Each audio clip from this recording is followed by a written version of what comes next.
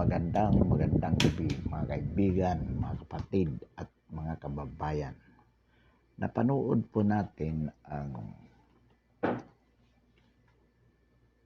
lecture ni retired Supreme Court Associate Justice Antonio Carpio tungkol po dito sa West Philippine Sea issue, kung saan po very scholarly ipinaliwanag niya ang Chinese historical claims over China.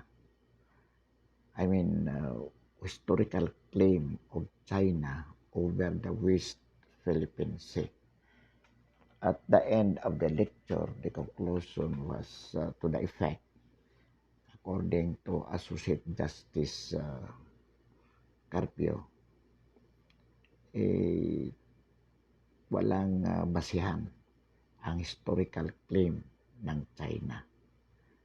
Good enough.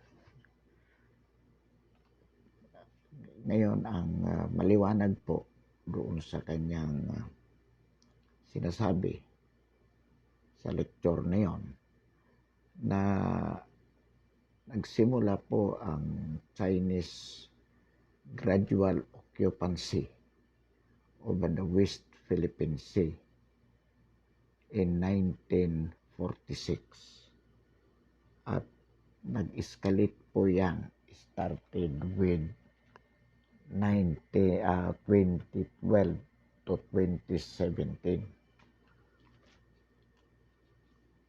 At ang sinasabi po ni Associate Antonio Carpio, we won the arbitral ruling to the effect that this portion, Scarborough Shoal, itong Pag-asa portion na yan, which is disputed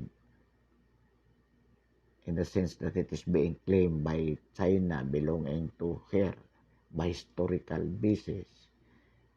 Ang ruling ng United Nations Arbitral Commission is now being enforced by the US and other countries for the Philippines, implying that we do not, the Duterte administration is not doing anything about it.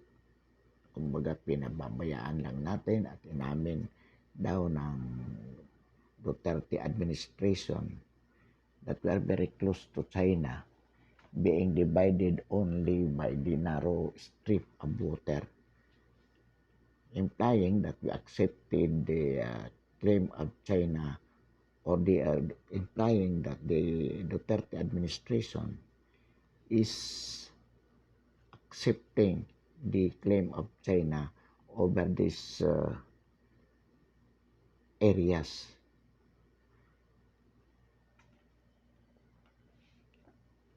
Ang ating komento sa lecture ni Associate Justice Antonio Carpio maganda po, in the sense na ipinaliwanag niya kung ano yung economic value of that water, why China is claiming it, which in effect, kapag nakuha ng China yan, mawawala sa atin yung economic value ng ecozone na yan, which should be ours. Well, ang sinasabi po natin dito, based on his lecture, na it is not the fault of the Duterte administration kung bakit nakapag-build up ang China ng military base. Nasabi na niya, standing as dagger against us. Sapagkat simula pa ng 1946 and escalated in 2012. So definitely that it could have been attributed or it should be attributed to Pinoy administration kung bakit hinayaan yung China na yan na makapagbuo o makagawa ng military base over that area. Panahon pa ni Pinoy. In fact, napanood natin yung sagutan ni Trillanes at ni Senator Enrile in his capacity as President of the Senate, kung saan question ni Enrile Trillanes kung bakit pabalik-balik ito si Trillanes representing the Pinoy administration related to this backdoor negotiation with China over the West Philippine Sea. So, makikita po natin na ito ay nangyari sa panahon ni Pinoy. Pero hindi po binanggit ni Antonio Carpio yan. Ang sinasabi ni Antonio Carpio, itong Duterte administration ay walang ginawa na pigilin ito. Samantalang ang ibang bansa is enforcing the ruling in favor of the Philippines. Not because, sabi nga niya, the US love us, love the Philippines, but because it just want, the US just want, and other countries, the US and other countries just want to protect their own interest. As this should be passage of world trade. So in other words, medyo ang implication dito kung hindi mabibigyan ng paliwanag, ang sisi nakabuntun sa Duterte administration. Kaya nga pa nililiwanag natin na hindi po, sapagkat nangyari po ang building up from 2010 to 20, sabi ni Antonio Carpio, 2017. Kailan na po nagsimula ng umupo si Pangulong Duterte? June 2016. Now, doon sa puntong bakit parang passive tayo, kaibigan tayo ng China, ayaw natin mag-assert while other countries are asserting it. Ito po yung komento natin dyan. Whatever legal rights, whatever historical or legal rights that we have over the area as against China, hindi po yan ang talagang that cannot be the center point of the argument. Bakit po? Sapagkat from political point of view, historical and legal point of view cannot overrun the political point of view. Ano po ibig sabihin natin dito? This is power struggle between China and the US, specifically for Asian supremacy. Hindi po ito labanan between China and the Philippines primarily, although ang involved is Philippine territory. The political motive behind is Asian supremacy between China and US. Gusto po ng China ngayon ipakita that China is an emerging superpower. Katulad po ng ginawa ng Japan noong World War II. At hinaharangan po yan ng Amerika because this would be the stepping stone for China to acquire West Philippines is the stepping stone for China to become a world power, starting with Asian supremacy and later a world power. And definitely the US and the allied countries, the superpower countries, England, France, US, definitely, they could not allow China to do it. Haharangin po nila yan. So, kung ang Duterte administration would be too eager to protect our territory against what appears to be an invasion by China over that West Philippine coast, at hingi tayo ng tulong ng US, definitely mapapacilitate ang World War III, which will annihilate the Philippines as a country. Malulusaw po tayo sa digmaan between China and these world powers. Tayo po ang magiging primary battlefield. At ito po ang iniiwasan ng Duterte administration. If we could coexist with China by way of being friendly with them to avoid World War III, to avoid the Philippines being the battlefield, the major battlefield in this imminent World War III, then much better. If we could not avoid, at least we could help the facilitation. Mapigilan man lang natin. Ito po yung objective natin ng Duterte administration. Kaya po, medyo passive tayo. But if China would really go into that extent, katulad ng ginawa nila na nagpadala ng mga more than 200 Chinese vessels in the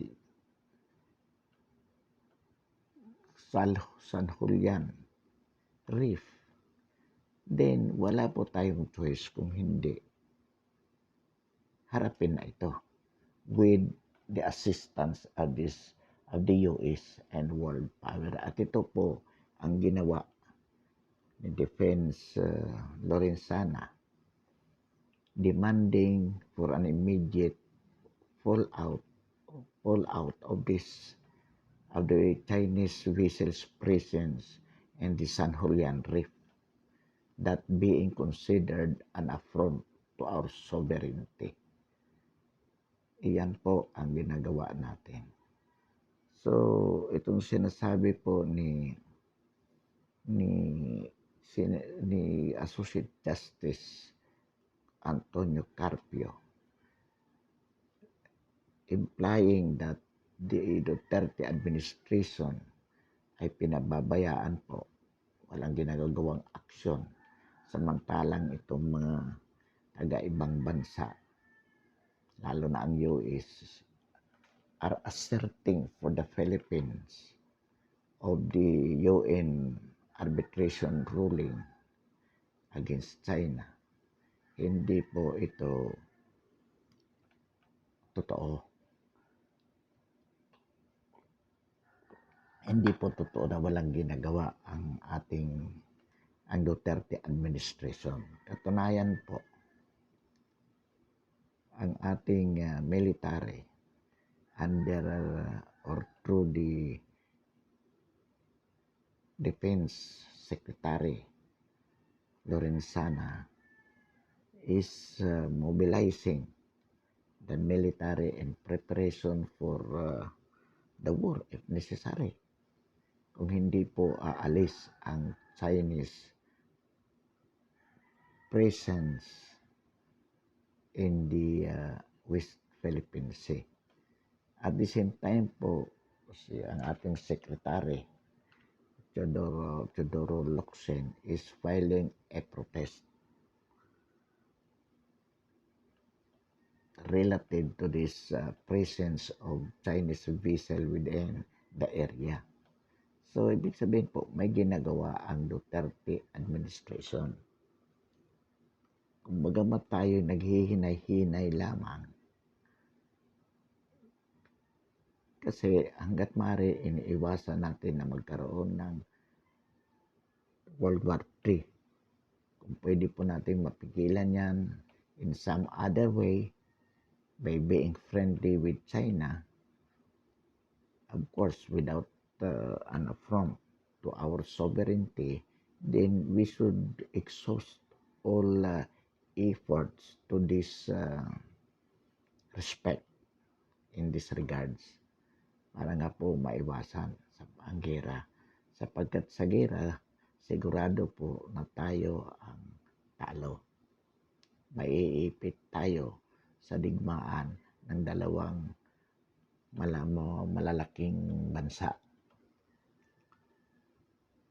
Ngunit kung talagang meron ng pag-yurak sa ating soberenya, hindi rin naman tayo pwedeng hindi gumalaw.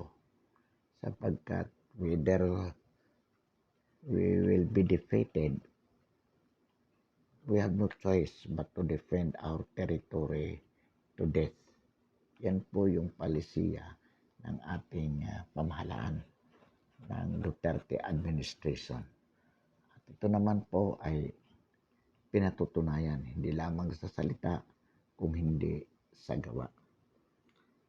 Ang sinasabi po ni Antonio Carpio that we should not be contented with in his related pronouncement relative to the issue. Ang sinasabi po ni Associate Antonio Carpio, that we should not be contented with filing protest, diplomatic protest. Rather, we should enforce the ruling, the UN arbitral ruling, to the effect that that is our territory. At ang sinasabi po Antonio Carpio, in so doing, in so enforcing the ruling, we should ask the help of other countries, specifically the US and allied countries. Ang worry po natin sa ganitong approach, it will facilitate definitely the World War III. Bakit po? Sapagkat pag pinilit natin na sinabi natin na sige, we have to enforce it, gagamit tayo ng persa, definitely kung ang China hindi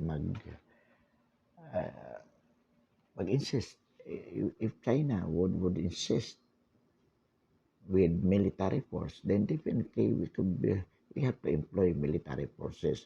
And the US and other allied countries are too eager to go into war with China, sacrificing the Philippines as a major battlefield para lang maputol ang sungay ng China. Definitely. This early, the US will make China learn a lesson, sacrificing the Philippines if necessary. And they are just waiting for our call na tulungan nyo kami sapagkat kailangan ipatupad ang ruling na amin talaga ito. Kung ayaw umalis ng China o ayaw nilang tumigil, di barilin na. That will facilitate definitely. Although sinasabi natin na kung kailangan di man tayo pwedeng umiwas.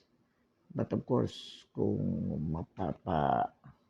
mapipigilan natin, madidili natin, una kung mapigilan, that's better. Kung hindi man, at least maidili. Kaya nga ito po yung ating pakiusap din sa China.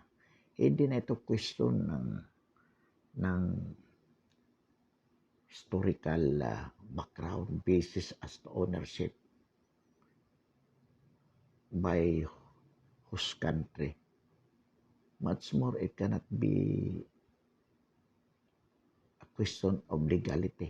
In the first place, as to legal, meron ng arbitration award that legally it is ours, which anyway is not being recognized by China. Kaya patuloy pa rin ang tensyon. So, maybe diplomatic and friendly relationship with China could hold. At ito po yung ginagawa ng Duterte administration. Kaya nga po tayo nakikipagkaibigan. Of course, without sacrificing, we repeat, our sovereignty.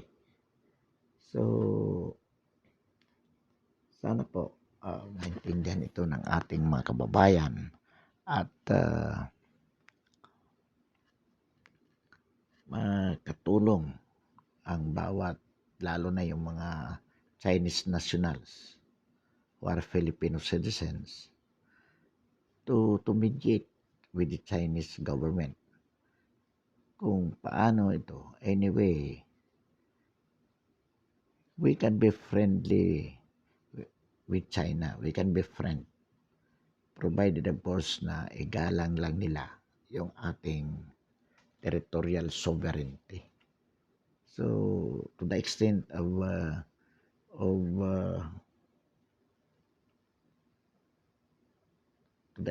of sacrificing our friendship with the US, wala naman tayong pakinabang sa US. So, kung sasabihin ng China, okay, maging kaibigan tayo. Hindi namin gagalawin ang teritoryo nyo. Pero sa halip na sa US kayo sumama, dito kayo magsama-sama tayong mga Asiano under our leadership. Okay. Provided of course China would respect our territorial sovereignty or the territorial sovereignty of every ASEAN country. Yan po. So dito, mapag-usapan between or among the ASEAN countries with China, itong ganitong arrangement. We can sacrifice our Western relationship or our relationship with the Western countries. Matagal na rin naman tayong ginamit ng mga yan for their own interest. So at this time, we explore this kind of diplomatic relationship with our own Asian neighbor instead of maintaining our relationship with the Westerners. Maaring ito po ang makakapag this could preserve perhaps our own territorial integrity, our existence as a country. Sapagkat hindi naman po na talaga maitatanggi din naman at the moment na ang China is emerging as a world power in terms of economy, in terms of political influence, in terms of military power. So it's a matter of recognizing the ASEAN countries, the leadership of China. Although as much as possible, ayaw sana natin, pero wala naman tayong magawa. Pero kung ang China will not respect our sovereignty, would China be violating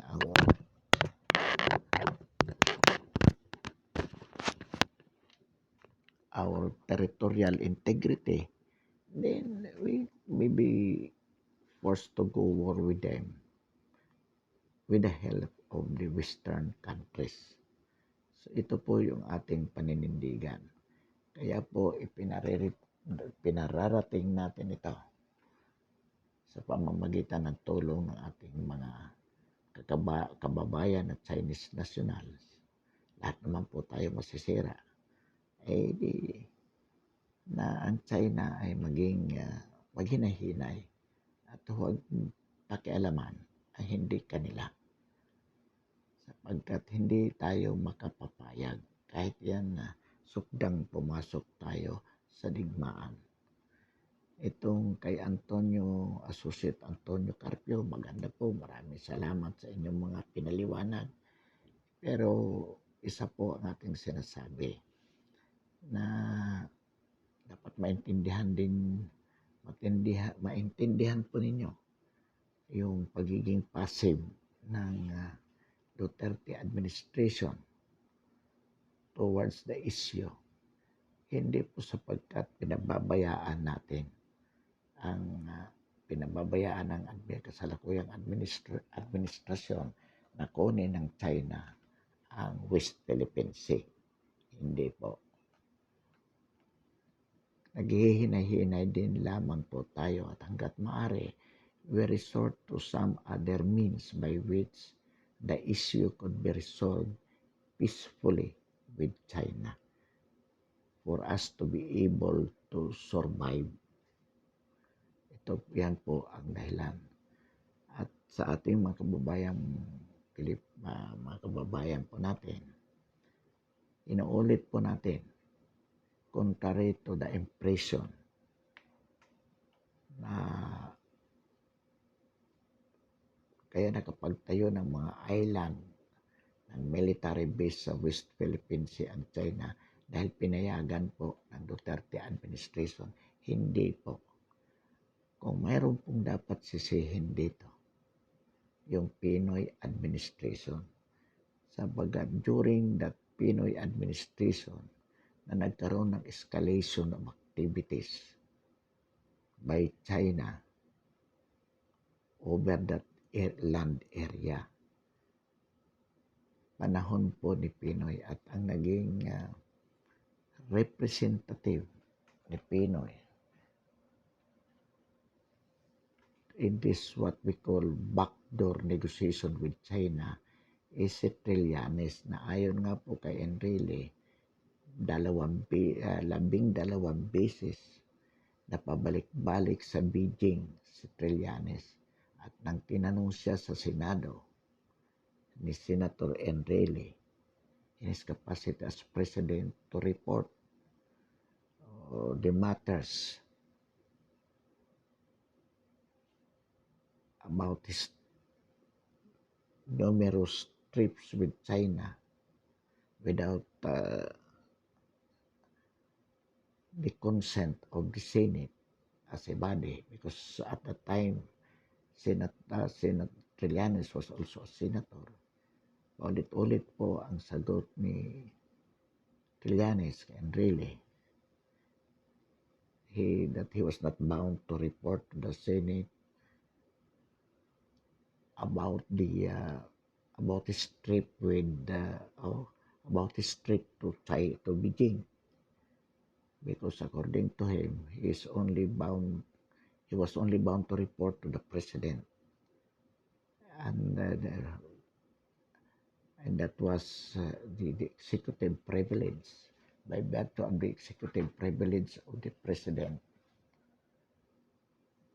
he is not thereby bound to report to the Senate relative to his numerous trips to China. So in other words, ito pong negotiation na ito with China, kung saan mga panahon yun ay nagkaroon ng massive reclamation ang China over the West Philippine Sea. It happened during the Pinoy administration with Trillanes as the envoy, the representative of President Noynoy Aquino and the negotiation with China. Yan po ang katotohanan.